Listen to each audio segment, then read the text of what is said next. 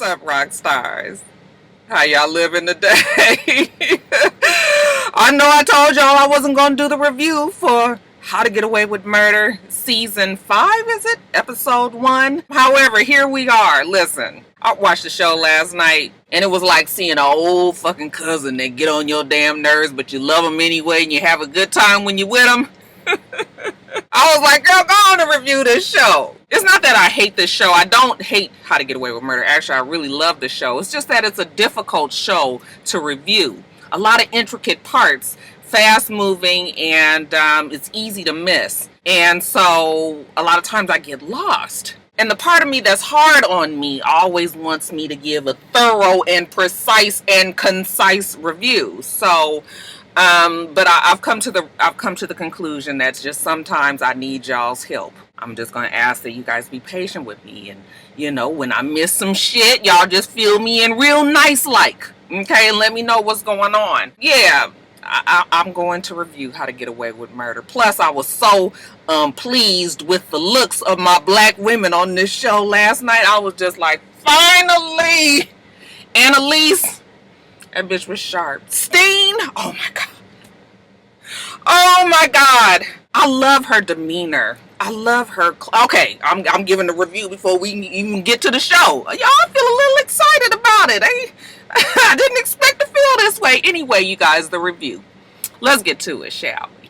All right, you guys, so the show opens and we see that they are at a reception of sorts, okay? We see the two groomsmen on top of the wedding cake, and so I'm like, okay, Connor and Oliver got married. All right, everybody's dancing, having a good time. We see Annalise, okay, she's throwing it in a circle, and then she sees fine-ass Frank across the room, and he looked like he want to throw up, as usual. So she goes over to him, and she says, why do you look like somebody died? Fine-ass Frank doesn't answer, but then we pan to outside of the tent for the wedding reception, and we see the point of view of a person that has been, something has happened to them, and they are bleeding out. They are gasping for air, and they fall over into the snow. And then it rewinds to 3 months back. Okay, you guys know how to Get Away with Murder rolls. And 3 months back is at the beginning of the school season. We see the cute little mixed boy on the campus that Frank was talking about at the end of last season. He is there. He's going into Annalise's class, of all things. Okay, a standing room only. Everybody is in there, including the Keating 5-1, which would be Wes. God rest his soul. Yeah, everybody wants Annalise's class. And Annalise's class is the place to be these days because, Annalise is she is the commodity. She won the Supreme Court case, and now everybody wants to be in her class. She comes in there and tells them how this class is going to ruin their lives, basically. But this is the price that you have to pay to save others' lives, okay? So she only has 24 seats, and she wants everybody to convince her of why they should be in her class. 30 seconds, go. So everybody gives their little speech, yada, yada, yada, including the students that we all have come to know and love over these 5 seasons. Even the cute little mixed boy. He gives his speech, and he's quite challenging to Annalise. She makes her decisions. She brings everybody over to the left. Those people are going to stay. The ones to the right, y'all going somewhere. You ain't going to be in this class. And those in the left group are all of the Keating 5-1 and cute little mixed boy. Okay, when they get out of class and she's walking out, okay, the rest of the Keating kids come out and she's like, look, I cannot look like I'm playing favorite. So y'all quit, hanging around me all the damn time. Finance Frank is on Annalise about putting a call in to get into law school. Now, I thought that he got into law school, but I guess he didn't. Annalise ain't got time for Finance Frank. Okay, even cute little mixed boy comes running up to her and, he also has something to say. Annalise ain't got time for him either. But you best believe that Annalise has taken notice to this kid. Like I said, he is part of the group on the left side that will be making it through to the second round. Now, why is Annalise rushing off from the school? Well, because, like I told you, Annalise is the hot commodity in town. Everybody wants Annalise Keating. Okay, she goes to the law office that Steen works at, and be still my heart. Oh my god, when Steen came onto the scene, and honey, the way she's, like I said, so poised, and then she just be so fucking sharp. Oh my god, I just look at her and be like, oh girl, you would not think that this child was a fictional character, okay? She like has beat out Olivia Pope. Okay, first 2 seasons when we was just loving Miss Pope's fashions. But anyway, she stops Annalise when she comes in, and she was just like, girl, you cannot work here. And Annalise was like, excuse me, y'all called me, I didn't call y'all. And Steen was like, yeah, that's them that called you. Okay, not me. But she sits down with the partners, and like I said, Annalise can write her own ticket, and she knows it. She's been to all these different law offices, all these people, these esteemed places. They all want Annalise Keating, and she has the convenience of being picky now. She even tells Steen's partners that look, y'all need me, I don't need you. And one of the partners tells her that she's wrong, and she was just like, that never happens. Okay, even Steen had to kind of, hold in her guffaw at that one. You can't help but love Annalise Keating. Now jump over to the kids. Laurel's putting the baby to sleep. Michaela, now she's all on this whole Marcus thing. Marcus might be her soulmate. She wants to reach out to him. Go on and reach out to him, girl. He done moved on with the president of the United States. He ain't thinking about your ass. I hate to put it to her like that, but that's really what it is at this point. Anyway, Finance Frank, he's all daddy daycare. Oh, that Finance Frank is really disappointing. He's so different than the way he used to be. He was so badass. He was so tough. And the fact that he is just all, this whole thing with Laura. Okay, let me get back on track. He goes off to take care of the baby, and the kids are all talking to Laurel about the fact that, you using Finance Frank basically to be your babysitter. She was like, no, he loves taking care of Christopher. No, stupid ass. He loves you. And that's why he wants to take care of Christopher. Why can't you see that, Laurel? We see real nice Nate. I was like, look at my boo. Okay, him and Bonnie, they still toughing it out at the DA's office. And, Bonnie is still making it her mission to work on one of the DAs that's there, this new guy, I think, what's his name? Willis Miller? Can't think of his name right now, but y'all, it ain't important. But she's working on him because even though Denver is gone, she still needs to know about these files, okay? Remember, real nice Nate has those files, but Bonnie doesn't know that. She's concerned about where the files may be. And so she got to work on old boy in the office to, maybe have to push up on him a little bit just to get what she wants. But you know what? She takes a little break. Annalise calls her, and she goes out to talk to her in the car. Annalise was like, look, girl, everybody wants your girl right now. We could write our own ticket. We can get started, and, she would have this money for her appeals, her and Bonnie. Bonnie is just like, nope, can't do it. Okay, I still got to work here, still got to figure out these files. And Annalise was like, but Denver is dead. We don't have to work on, we don't have to worry about that anymore. But Bonnie is just like, nope. Okay, she knows deep down in her soul is that, that little inkling that them files are still out there. Let me do this for us, Annalise. I'm trying to protect us both. But, Annalise is really trying to stay positive and move on forward. Well, she's going to be doing it without Bonnie so far. Now, Finance Frank, we see him on the phone, and he's real sketchy. He's talking about the cute little mixed kid and trying to figure out exactly what his angle is. He's hanging out there with the kids, which is another disappointment. I'm like, you are Finance Frank. Why are you fucking around with these damn kids? Anyway, he's still salty about the fact that Connor is in the law school. He even mentions that Annalise made a call for him. That's why he's back in. I said, look at Finance Frank just trying to throw some salt in the game. Got Connor thinking like, oh my God, is that the reason why? You guys know Connor wants to be in on his own accord,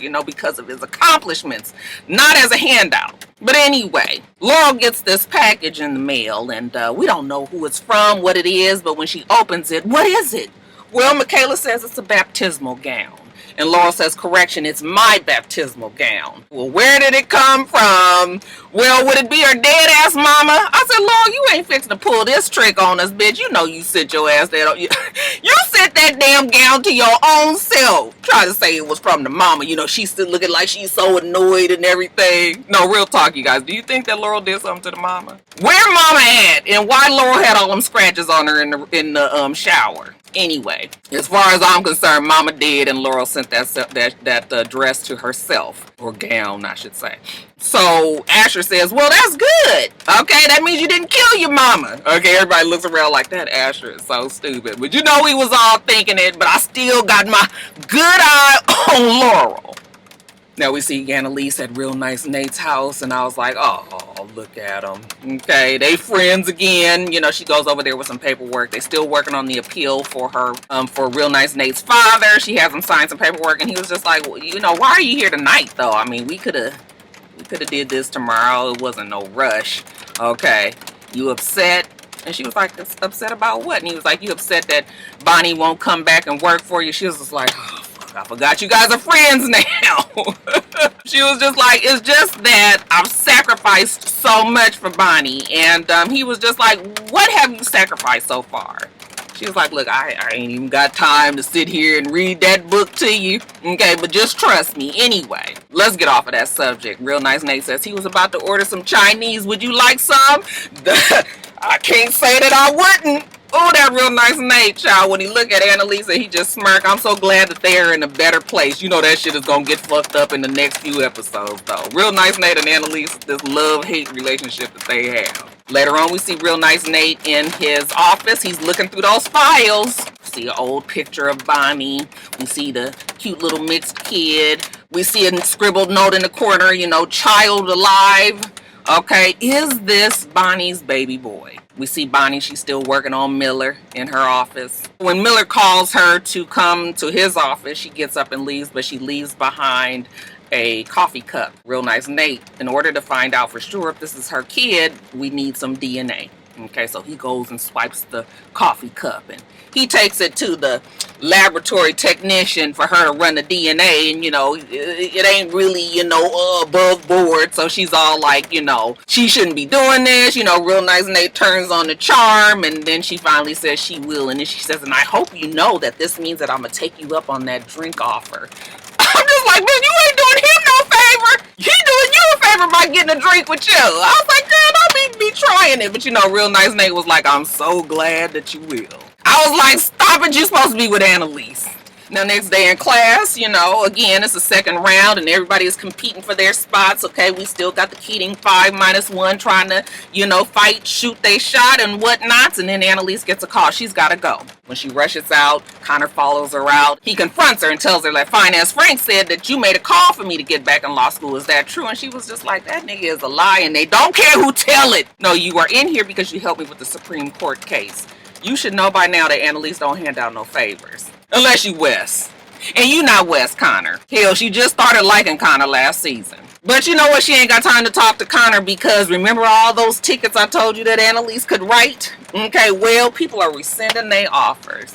Honey, things is coming down in the sham. What is going on? Well, it seems that the governor is calling around and telling everybody that they best not hire Annalise Keating. And Annalise, you know, she realizes that she was silly to think that there wasn't going to be any blowback. I mean, look, you took on the government, okay? Took it all the way to Supreme Court and won, okay? So, yeah, they got it out for you now, Annalise. It ain't going to be as easy as you thought it would be. Now we see fine ass Frank. He's again checking up on no Gabriel Maddox. That's the cute little mixed kid's name. He's on the computer, but Laurel busts in, and he hurries up and puts that away. But he asks Laurel if she's relieved that, you know, to know that the mama's alive. I said, she ain't alive. Shit. Crazy bitch that killed the mama. You know, Laurel plays along. You know, she ain't really feeling the mama and everything. She's worried she might try to come and take little Christopher. And fine ass Frank was like, don't you worry about it. I got the baby. If she comes around, I will take care of you and him. Okay. Oh, that Laurel is so overcome with passion that she kisses him. And it looks like they're about to get busy. She misses a call from Annalise. Annalise don't want nothing. She just kind of feeling a little depressed about the fact that all her offers is in the toilet. Okay. But like I said, she misses the call. Laurel doesn't talk to her. Annalise contemplates calling Real Nice Nate, but she doesn't do it. And good thing she don't, because Real Nice Nate is over there getting hot and heavy with the laboratory technician. And I was like, oh, Real Nice Nate. Child, I tell you, little ass will always make you do shit that you shouldn't be doing. Okay, maybe I need to just go on and accept that Real Nice Nate and Annalise are not together. But a girl can dream, can't they? And again, we see Bonnie. She's still working hard on Miller. Okay, they in the office together and they flirty. You know, you can tell they like each other. As a matter of fact, they hooked up, I guess, on Tinder. Swiped left or swiped right, whichever way y'all do. That means that you a match up. Okay, he want to get busy in the office. She was like, not here. cool out. We gonna get to it, just not right now. I said, Bonnie, you got him in the palm of your hand, girl. Now, Michaela, she really likes Marcus, so she calls him, gets up the nerve, and he doesn't answer, but she leaves a message, something along the lines of, I like you. Very juvenile and dumb. I was like, girl, if you don't move it on along. We see Asher in the other room. He's telling the guys how, Marcus ain't gonna try to talk to Michaela. Shit, she's a law student, okay? He's a press, the press secretary, so no. But the guys keep telling Asher, like, you still want to be with her. Quit trying to act like you over Michaela. I said, well, Michaela's over Asher. Michaela move on real quick. Now, next day, we are in class. More people are trying to get their seats. Annalise is listening. Connor is up there, pleading his case. She calls little Gabriel, cute little mixed kid up there, and says, Gabriel, tell us the argument on why there should be more jail. So he gives this passionate and emotional argument of why there should be more jails. Starts talking about repeat offenders, how the victim's family feels, that these murderers are still out there and about. Their child or their spouse might have been killed. Even you should know best, Annalise. You lost a spouse. Okay, Annalise look at him like, what? This is the fucking argument that you trying to get the spot in? This is what you taking to the Supreme Court. And he was like, this is exactly what I'm taking, because that passion and emotion is what wins cases. She was like, boy, go sit down. Okay, and before he goes sit down, he tells everybody in the class, and everything I just said I didn't mean. Okay, and Annalise is tickled by that a little bit. She can't let nobody see. But she was just like, this might just be a boy after my own heart. He's definitely got Annalise's attention now. Now, Oliver has invited Michaela, Laurel, and Connor to this old frat house, okay? And why are they there? We thought that was maybe the place that they were going to get married, but no. Actually, Oliver wants to move into this house, have all of them move in. He's trying to convince everybody, guilt them into moving in. Even tells Michaela that she owes him because she ruined Simon's life, and Simon's off somewhere, and yada yada yada, so you need to move in with me. All right, I still would have been like, hell fuck nah bitch, but I guess he done put a little something for everybody to think about. In the meantime, Fine Ass Frank goes and tells Annalise that this Gabriel Maddox kid is somebody that they need to keep an eye on. You know what? Annalise is like, I don't want to hear it, Fine Ass Frank. I am trying to turn over a new leaf, Fine Ass Frank. I don't want to know nothing about the boy's background, Fine Ass Frank. Burn the file on Gabriel Maddox, Fine Ass Frank. So then he goes, well, so what's up with the practice? And she was just like, I need money for the appeals. Nobody wants to hire me. And he was like, when are you going to realize that you are the money? And Annalise get to thinking about it like, you know what, you right.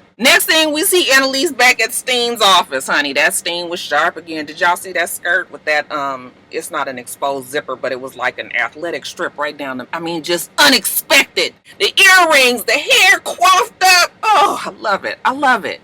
Anyway, Annalise is back there to talk to the partners. Well, now the partners is feeling a little bit, a little bit more like they got the upper hand. But honey, Annalise is not letting that change her mind, okay? She's still trying to hardball them. And they was like, I don't think you understand how this goes, okay? You need to work here with us. And Annalise was like, okay, you know what? I guess this ain't gonna work. So she get up and she leave out. And then when she's walking to her car, she's thinking about it like, damn, I might need this job.